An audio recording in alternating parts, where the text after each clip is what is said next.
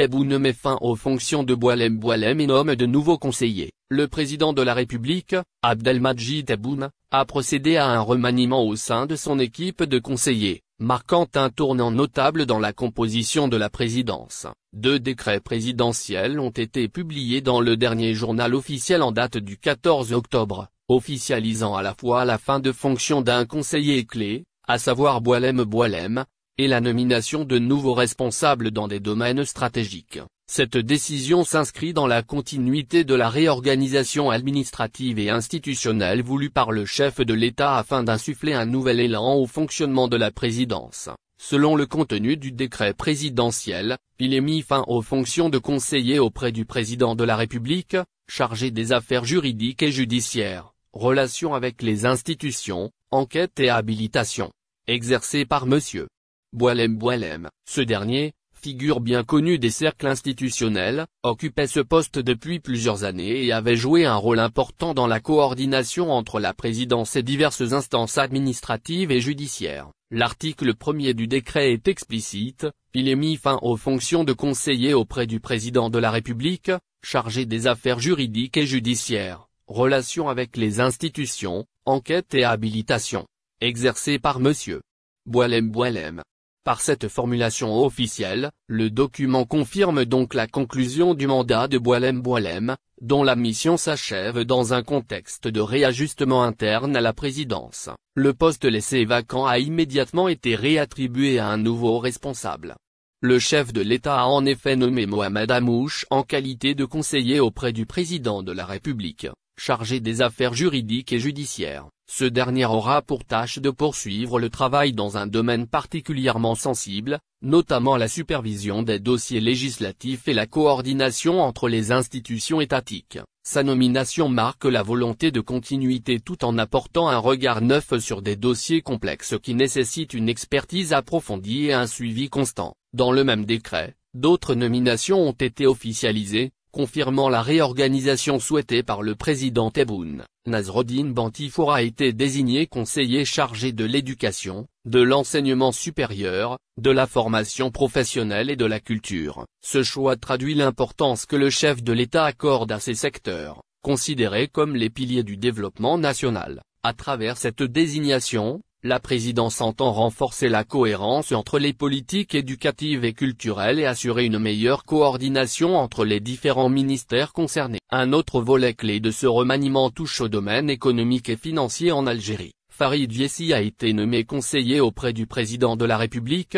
chargé des finances, des banques, du budget, des réserves de change, des marchés publics et des paiements internationaux. Une mission d'envergure dans un contexte économique mondial marqué par l'instabilité des marchés et les défis liés à la gestion des ressources nationales. Ce portefeuille stratégique, désormais entre les mains de Farid Viessi, reflète l'engagement du président Tebboune à renforcer la transparence et l'efficacité dans la gestion financière du pays. Ce mouvement au sein de la présidence s'inscrit dans une logique d'ajustement institutionnel visant à consolider la gouvernance et à optimiser le fonctionnement de l'État. En mettant fin aux fonctions de Boualem et en procédant à la nomination de nouveaux conseillers, Abdelmadjid Tebboune semble vouloir insuffler une nouvelle dynamique à son équipe rapprochée, en privilégiant le renouvellement et la complémentarité des compétences. Ces changements traduisent aussi la volonté du président d'adapter la structure de la présidence aux nouveaux défis politiques, économiques et sociaux auxquels l'Algérie est confrontée. Le départ de Boualem, officialisé par le journal officiel du 14 octobre, marque ainsi la fin d'un chapitre et le début d'une nouvelle configuration au sommet de l'État. Avec les nominations de Mohamed Amouche, Nasreddine Bantifour et Farid Viessi, la présidence se dote de profils expérimentés et diversifiés, capables de contribuer activement à la mise en œuvre des grandes orientations décidées par le chef de l'État. Ce renouvellement, bien que ciblé, illustre la volonté du président Tebboune de renforcer l'efficacité de l'action présidentielle à travers des ajustements mesurés et stratégiques, en cohérence avec sa vision de réforme et de modernisation de l'administration algérienne. Bardella accuse Macron de faiblesse face à l'Algérie.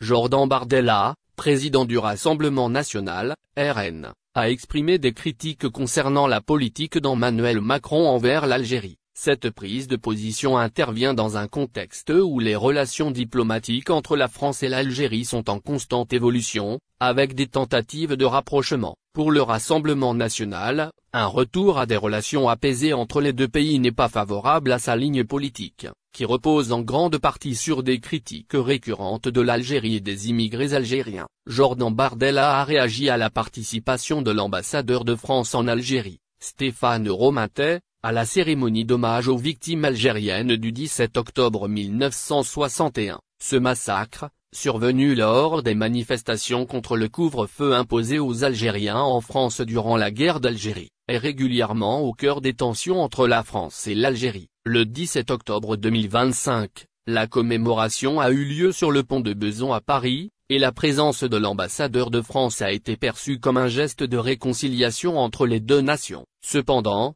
Jordan Bardella a vivement critiqué cet acte, le qualifiant de soumission de la France face à l'Algérie. Sur les réseaux sociaux, il a écrit qu'alors qu'Alger multiplie les provocations et qu'un rapport parlementaire estime à 2 milliards d'euros par an la prise en charge de migrants algériens, Emmanuel Macron continue de se mettre à genoux et d'humilier la France. Selon lui, cette attitude ne fait qu'affaiblir la position de la France face à l'Algérie, un pays qu'il considère comme peu enclin à une véritable coopération sur des dossiers sensibles comme l'immigration. Les tensions sur l'immigration et la politique d'Emmanuel Macron. Une autre dimension de la critique de Jordan Bardella concerne la gestion de l'immigration, notamment vis-à-vis des ressortissants algériens. Le président du RN a prétendu que l'Algérie refusait de récupérer ses ressortissants sous obligation de quitter le territoire français.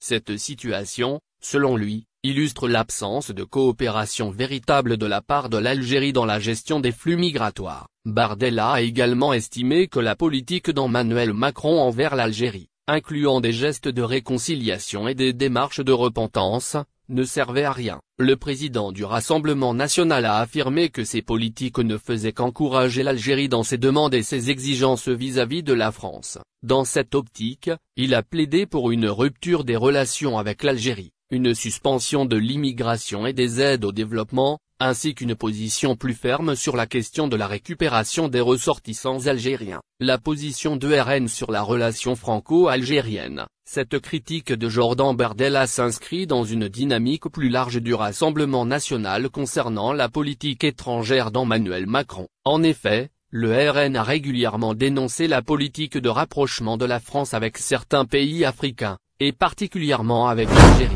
Pour le Rassemblement national, un retour à la normale des relations franco-algériennes est problématique car il va à l'encontre de sa ligne politique.